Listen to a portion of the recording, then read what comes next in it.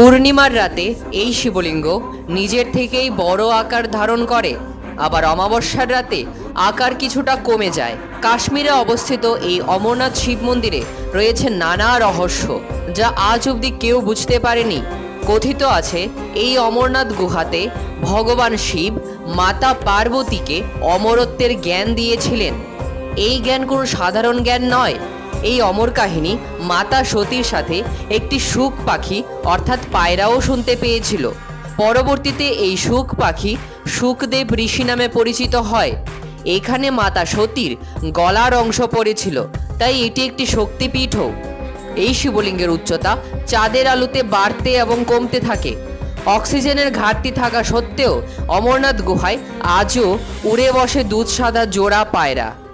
আপনিও যদি ভগবান শিবকে মেনে থাকেন তাহলে কমেন্টে অবশ্যই লিখুন ওম নমঃ শিবায়।